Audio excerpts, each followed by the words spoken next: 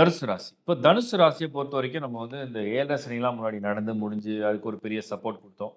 அப்புறம் அந்த 7 சனி முடிஞ்ச பிறகு கொஞ்சம் பெட்டரா தான் வந்தீங்க. இப்போ வந்து இந்த அர்த்தாஷ்டம சனின்னு ஒண்ணு 4த் ஹவுஸ்ல சனி பெயர்ச்சி வரப்போகுது. சரி எல்லாருக்கும் ஒரு சின்ன பயம் இருந்து நெறைய மெசேஜ் ரிசீவ் பண்ணோம். சனி 4த் ஹவுஸ்ல போது ஏதாவது வேலையில பிரச்சனை வந்துருமா? ஆல்ரெடி அங்க கேது 10ல இருக்கு. ஏதாவது தொல்ல பண்ணுமா? அது பண்ணுமா? ஏன்னா குரு 6த் ஹவுஸ்ல பொசிஷன்ல இருக்கு. எதுவுமே ஃபேவரா இல்லையே! அப்படின்ற மாரி ஒரு சின்ன இது இருந்தது. பட் ஆனா நீங்க என்ன புரிஞ்சுக்கணும், மே மாதம் 2025ல குருவுடைய பார்வை வந்து உங்களுக்கு வந்துரும். உங்க ராசி மேல வந்துரும். அதே மாரி ராகுக்கு இது பெயர்ச்சியும் நடந்துரும். 2மே வேலை விஷயத்த பாதுகாக்க ஆரம்பிச்சுரும். சனி 4ல என்ன பண்ணுவார் அப்படின்னு கேட்டீங்கன்னா, தனுச பொறுத்தவரைக்கும், இந்த 4ஆம் இடம் அப்படிங்கிறது ஒரு மனிதனுடைய சுக சௌக்கிரியங்கள். ஒரு மனிதனுடைய பதவி, அதிகாரம் எல்லாமே 4ஆம் இடம். பதவி, அதிகாரம், சுக சௌக்கியம். அந்த இடத்த தான் செக் வைப்பார். அப்புறம் மதர் ரிலேஷன்ஷிப், மதர் ஹெல்த், உங்களோட வீடு ஃபுல்லா அந்த ரிப்பேர் ஒர்க் பண்றது.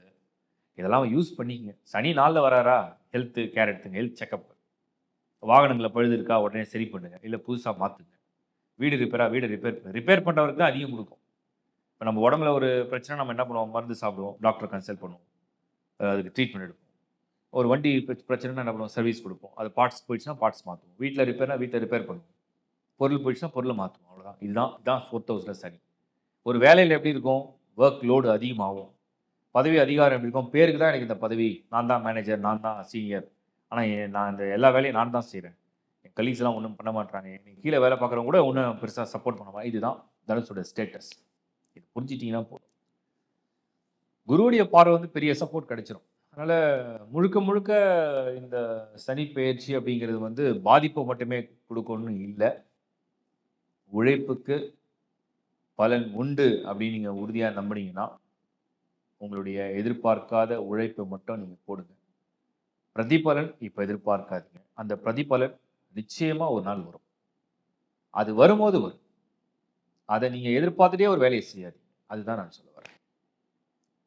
இப்போ தனுசு ராசியில பிறந்தனால நெறைய பேர் கேட்ட காமனான கொஸ்டின். இதுக்கு ஏதாவது லக்னம் காம்பினேஷன்லாம் இருக்கா? டிஃபால்ட்டாவே நான் சொல்லிட்டேன் இந்த வருஷத்திலேயே நல்ல ஹைலைட்டிங் லக்னம் 2. ஒண்ணு ரிஷபம், இன்னொன்னு மகரம். மகரம், ரிஷபம் லக்னத்தில பிறந்து நீங்க தனுசு ராசியில பிறந்திருந்தால், என்னதான் தடை வந்தாலும், என்னதான் உங்களுக்கு வந்து இழுபறியா இருந்தாலும், என்னதான் சூழ்நிலை வந்து அன்ஃபேவரான சிச்சுவேஷன கிரியேட் பண்ணாலுமே, உறுதியில ஒரு இறுதியா ஒரு நல்ல பலன்கள நீங்க ஃபேஸ் பண்ணுவீங்க. நல்ல பலன் அடைவீங்க. மகிழ்ச்சி அடைவீங்க. அது எல்லாருக்கும் பகிர்ந்துப்பீங்க. அந்த மாரி ஒரு நல்ல சூழல் அது உருவாகும். இதுதான் தனுசு ராசியில பிறந்து ரிஷபம் அண்ட் மகரம் லக்னத்தில பிறந்திருந்தால் நடக்கக்கூடிய பலன்கள்.